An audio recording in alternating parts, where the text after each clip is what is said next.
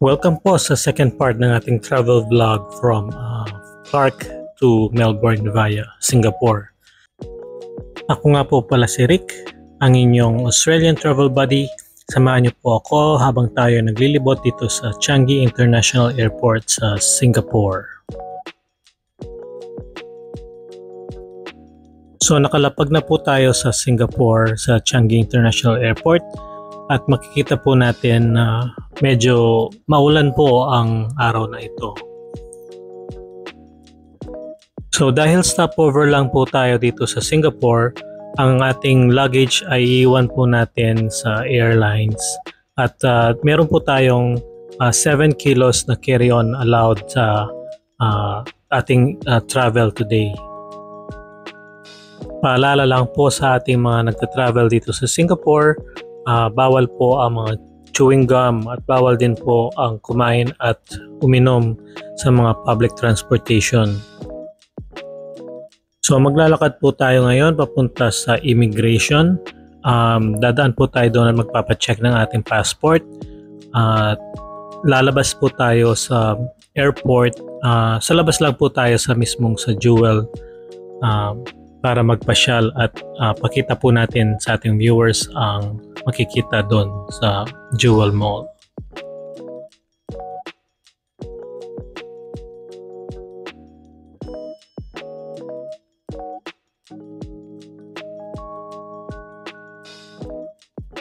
So dito nga po pala tayo lumapag sa Terminal 1. Ang Singapore po ay merong up to 4 terminals. And dito rin po sa Terminal 1 ang ating sakayan mamaya papuntang or pabalik ng Melbourne.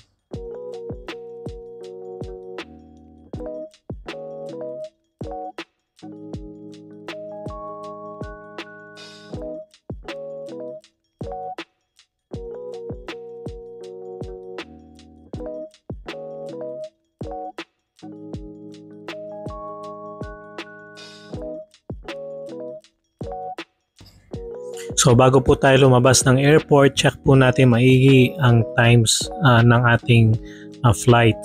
So in our case po, 12 hours po ang ating flight. So marami po tayong time para maggumala at lumabas. Ito po ang simple layout ng mga terminals dito sa Changi Airport. Pwede po tayong lumipat ng mga terminals using yung mga trains or shuttle bus. Free wifi nga po pala dito sa Singapore sa Changi International Airport.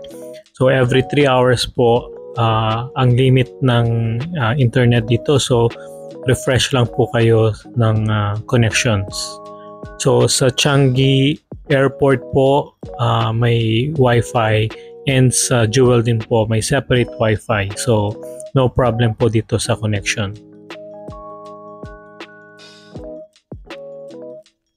Sa section po dito, kung may mga check-in baggage po kayo at balak po ninyo lumabas sa Singapore International Airport kasama ang luggage nyo, pwede nyo pong kunin dito sa mga conveyor belts.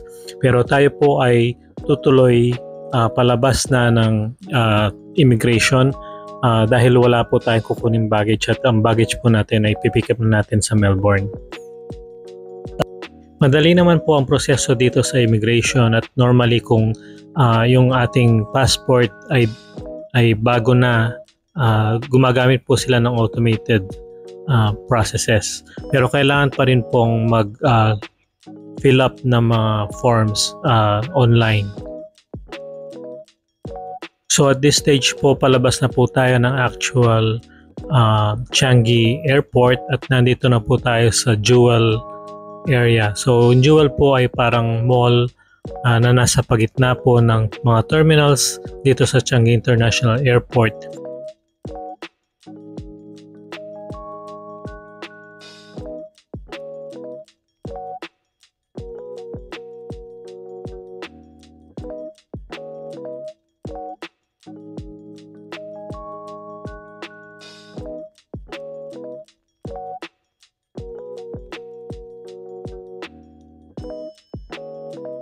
So mga travel buddies, lakad lang tayo from airport. Makikita na natin ang rain vortex. Ito ang world's tallest indoor waterfall dito sa gitna mismo ng Jewel Changi Airport. So napapalibutan po ito ng napakaraming puno at mga halaman na tropical. Tara po at samahan niyo ako, lapitan natin ang waterfalls.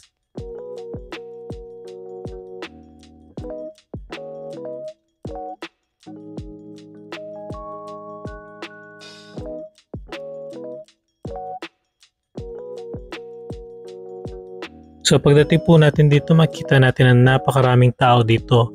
Karamihan po sa kanila ay mga transit passengers na naghihintay ng mga flights nila. Pero dahil napakalapit nga po ng facility na to dito sa airport, ay napaka-convenient po na gawing pasyalan.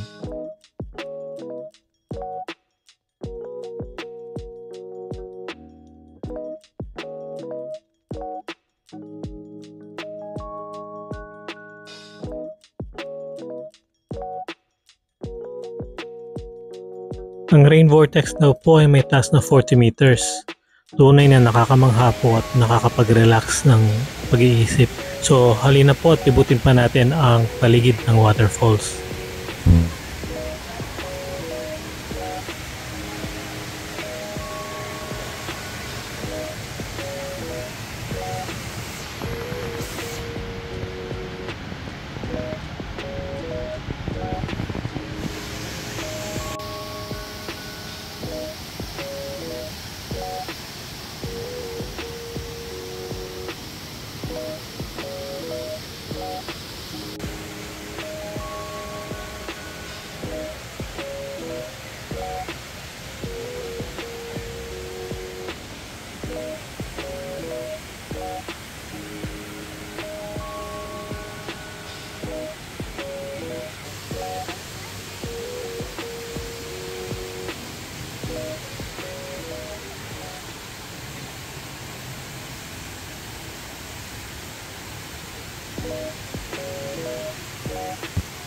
So ang palibot po ng waterfall ay para mga terraces. Meron po itong mga hagdan na nakakonekta sa iba't ibang levels ng mall.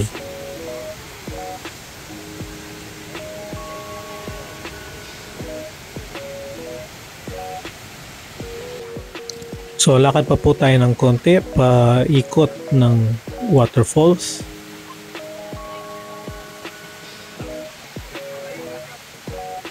Dito may malit na cascading waterfall or water feature.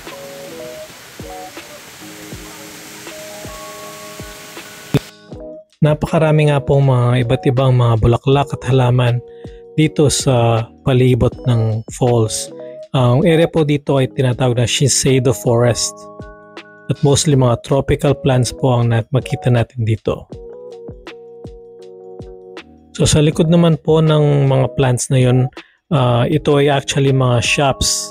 Iba't ibang shops po from damit, mga pagkain ang makikita sa palibot po ng mall. At halos every corner po ng mall may makita tayo ng mga areas kung pwede natin makita ang center po ng waterfalls.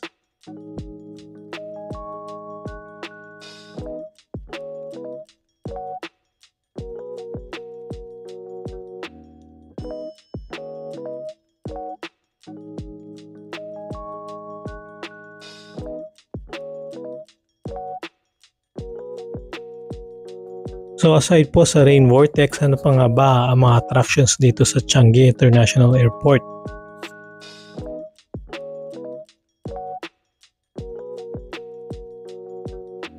So habang naglilibot po tayo sa mall, explain ko po kung ano pa po ba yung mga attractions dito sa Changi Airport.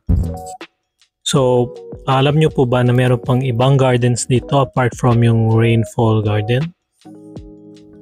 So dito po sa mismong Jewel Changi Airport, meron ng iba't ibang mga attractions kagaya ng Canopy Park, Skynet at Hedge Maze. Meron din pong Mirror Maze at Canopy Bridge.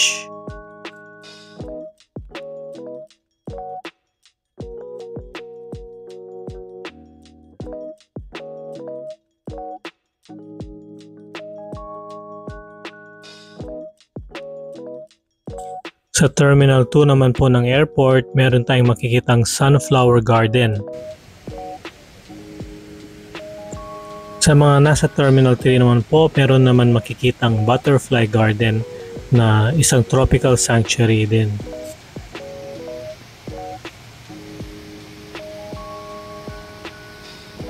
Kung galing naman po kayo sa Terminal 1, merong silang cactus garden sa rooftop na marami po mga cacti at succulents.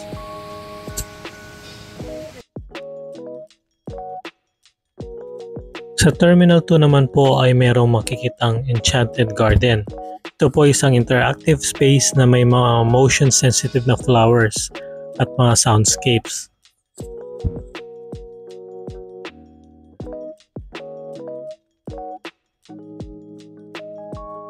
Sa may Terminal 4 naman po, meron silang Peranakan Gallery showcasing ang rich culture at heritage po ng Peranakan community dito sa Singapore.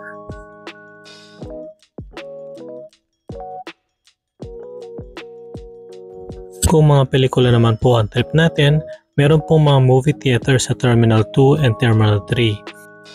At ito po ay mga free movie theaters kung saan ang mga travelers ay pwede manood ng movie at mag-relax during sa kanilang mga layover.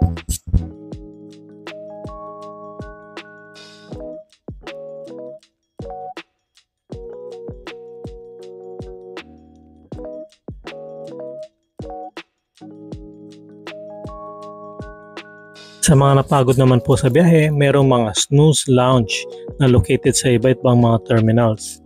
Ang mga lounge po ito ay nagpo-provide ng mga comfortable recliner at dim lighting, so pwede po ang mga passengers na magpahinga at matulog in between flights.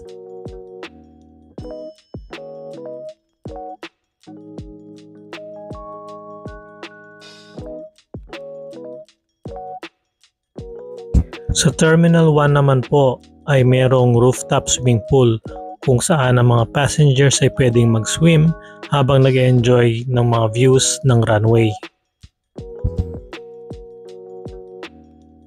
Bago po tayo bumalik sa ating pamamasyal, huwag pong kalilimutan mag-like and subscribe para po sa iba't ibang mga travel content at mga content po tungkol sa buhay sa Australia.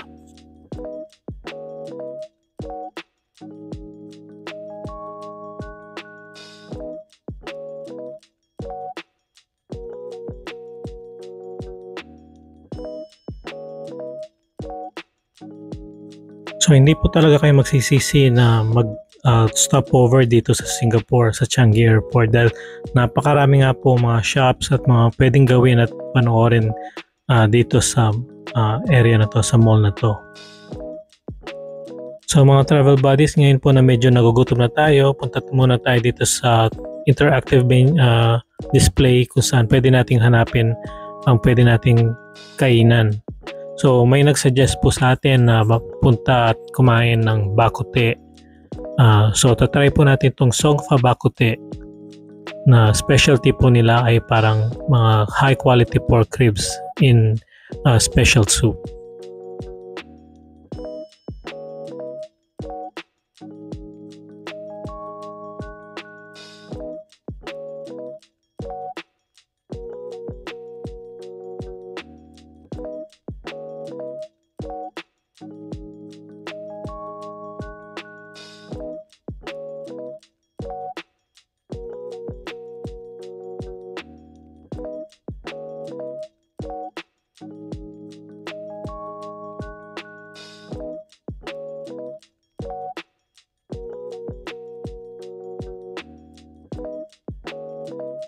So again, napakarami po mga spaces dito, mga ka-travel buddies para i-view at i-appreciate ang waterfalls.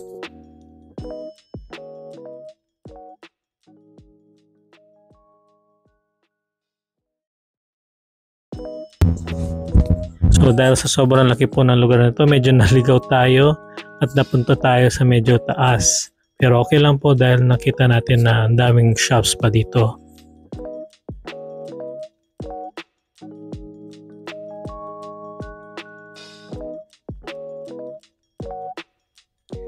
So meron naman pong iba't ibang mga restaurant sa iba't ibang mga floor dito. Pero yung pong main food court po nila ay nasa basement. So B1 po yata and B2.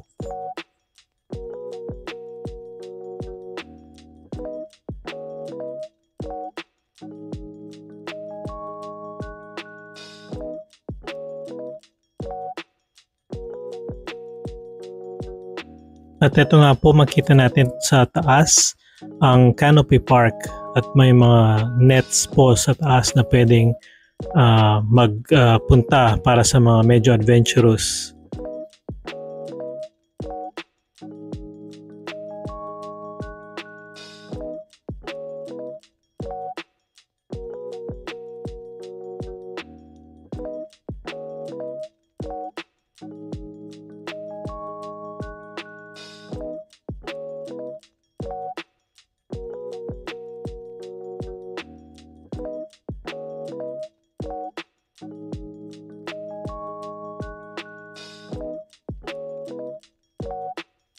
At syempre, selfie po muna tayo habang walang gaanong tao dito sa lugar natin.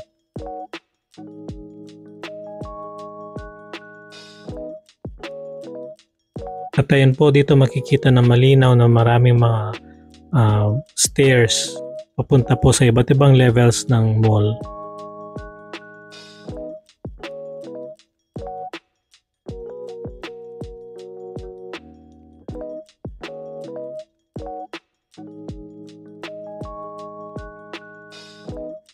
Anyway, balik na po tayo sa paghanap sa kainan. So, punta po tayo sa basement 2 para makakain na matry natin yung bakote na ribs and soup.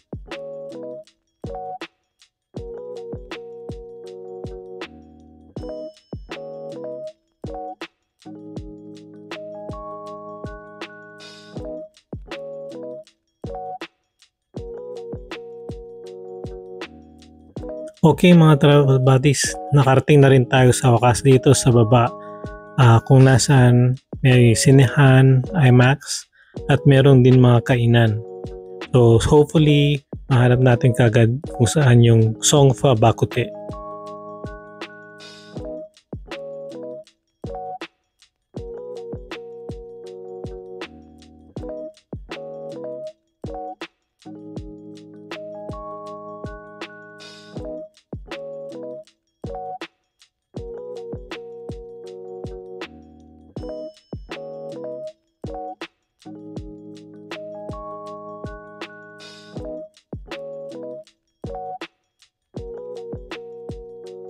Wow, sobrang dami naman po ang mga shops dito at parang hirap magpili ng kakainan.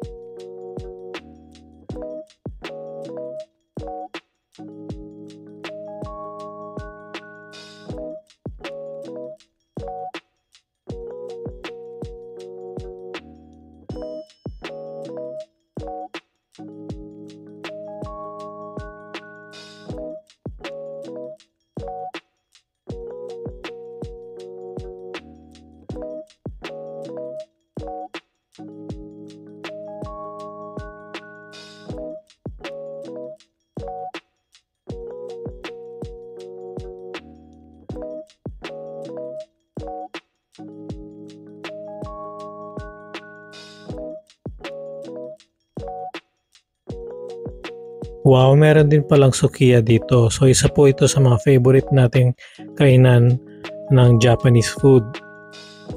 So siguro mamaya po balikan natin to at try natin.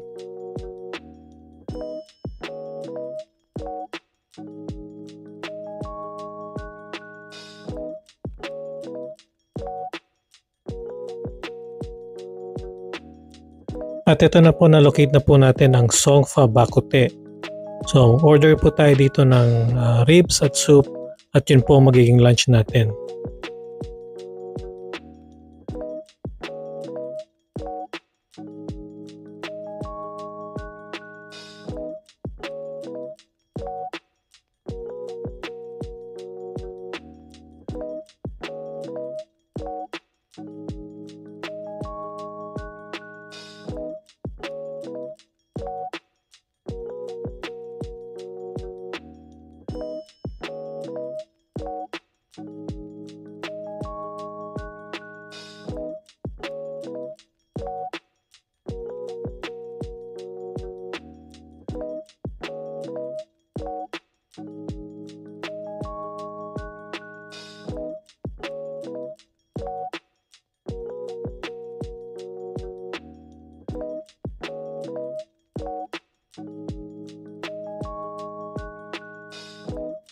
So after po magpahinga ng konti, tayo naman at maglibot uli at tingnan natin kung anong itsura ng waterfalls during night time. Dito po pala sa taas may mga beer gardens kung saan pwede tayong mag-relax at mag-inom-inom ng konti. May mga cocktails, may mga Japanese restaurant. So kahit dito po sa taas may mga pwedeng kainan tayo.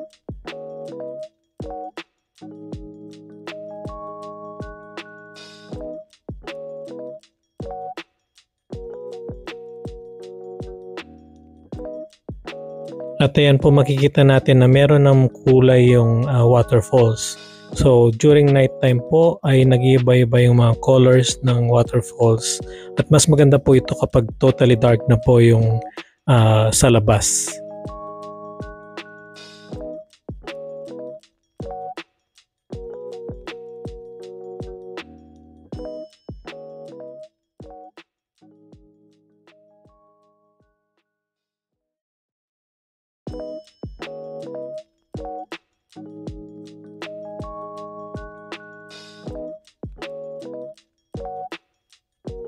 Lipat po tayo sa widescreen at ito makita natin ang dami pa rin tao at napaka-relaxing pa rin po ng palibot ng waterfall area.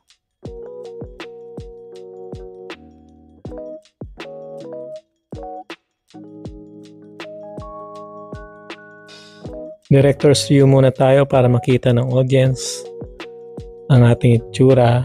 Kahit napagod, medyo enjoy pa rin at relax lang dito sa Changi International Airport.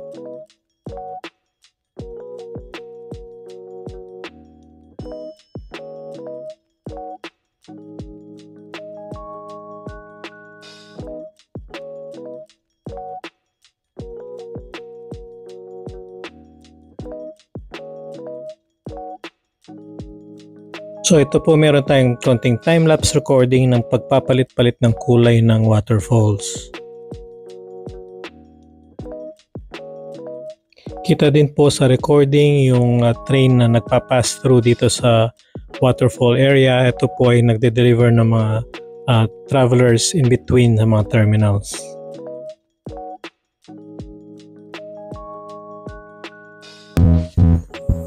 So lakad po muna tayo nung pabalik sa basement at ating tingnan kung anong itsura sa baba.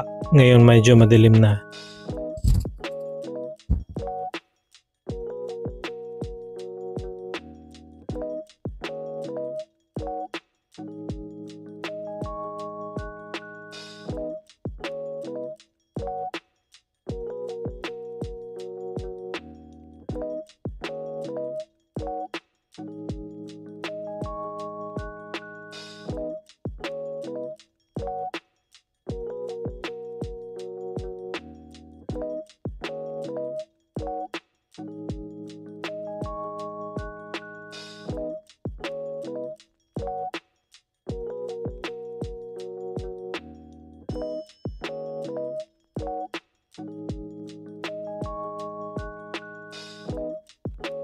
So ngayon dinner naman po tayo. Alam kong medyo kakakain lang natin sa video pero nakalipas na pong actually ilang oras dito sa kalibot natin. So this time gyudon muna tayo at unagi. Ito po ang ating favorite dish dito sa Sukiya.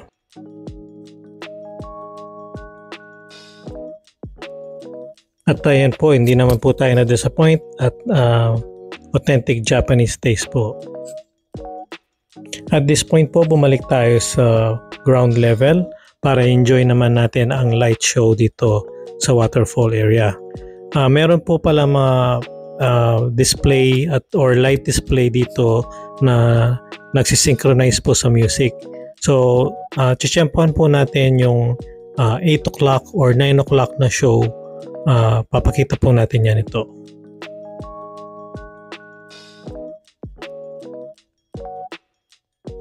Nakakuha na po tayo ng magandang pwesto at ito na po at papakita natin ang light show.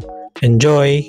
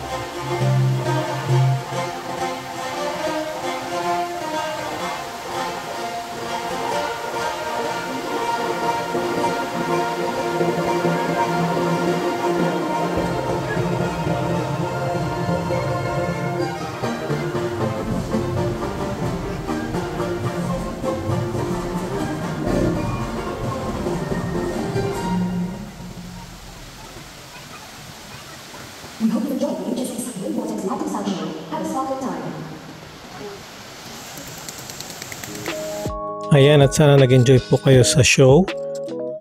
Tara naman po at libutin natin ang palibot ng waterfalls during nighttime kung saan makita natin ang mga illumination sa mga puno at sa mga water features.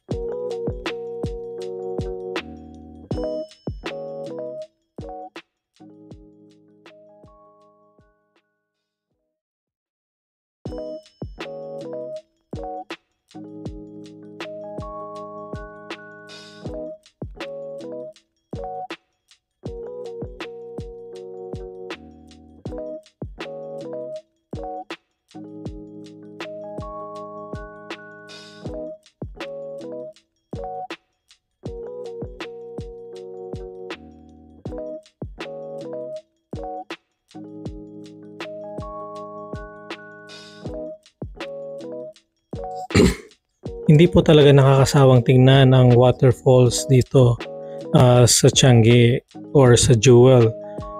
So hopefully nag-enjoy po kayo at babalikan po natin yan next time tayong babalik sa Changi, which is sometime po sa April. So ang oras po natin ngayon ay nasa around 10 PM na po. Ang flight po natin ay past 12 po ng madaling araw. So medyo pabalik na po tayo sa immigration at papasok na po tayo mismo sa airport para doon na po tayo maghintay sa terminal. Terminal 1 po tayo at marami naman po mga space doon para magpahinga at marami pa rin pong attraction sa said kanina sa iba't ibang mga terminals.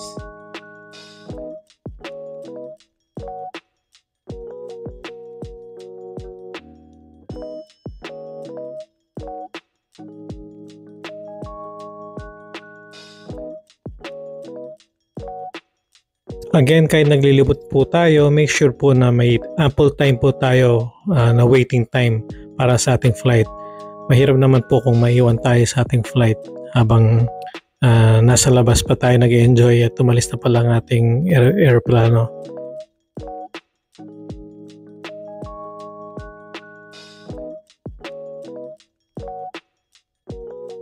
Marami nga po pala mga luxury shops dito sa loob ng terminal like itong Louis Vuitton at marami pa pong mga shops na pwede tayong bumili ng duty free. So mga last minute po na gusto bumili ng wine at mga pabango, meron pa pong chance. At dahil galing po tayo ng Pinas, syempre broke na po tayo. Tingin-tingin na lang po at huwag nang papasok sa mga shop na ganito.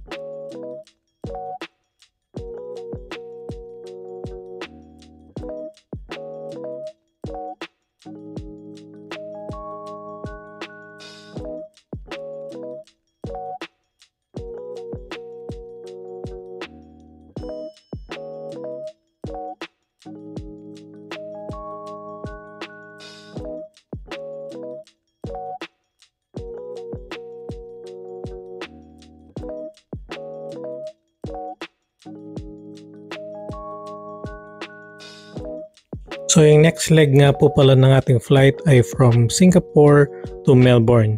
So meron po tayong 7 hours na flight time at alis po tayo dito sa Singapore ng madaling araw at naglaland po sa Melbourne ng around 11 AM po.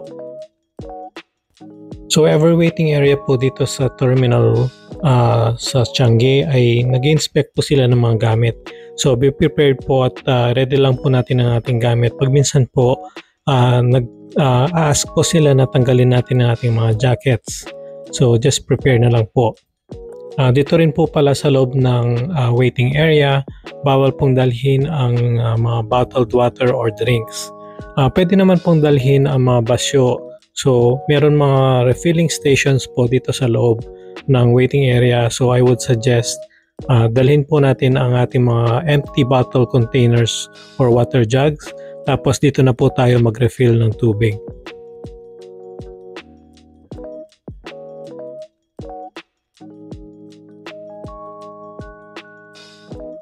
So ayan po at nagtawag na sila ng mga passengers to board. So pila na po tayo at on the way na to Melbourne.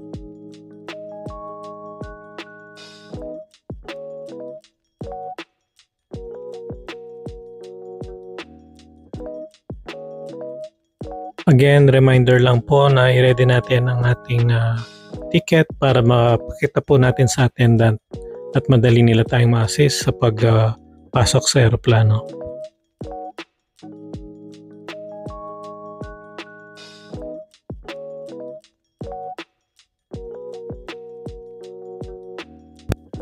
So sa mga long flights po na katulad nito, 7 hours po siya papunta ng Melbourne, pinili po nating mag-stay or maupo sa aisle seat.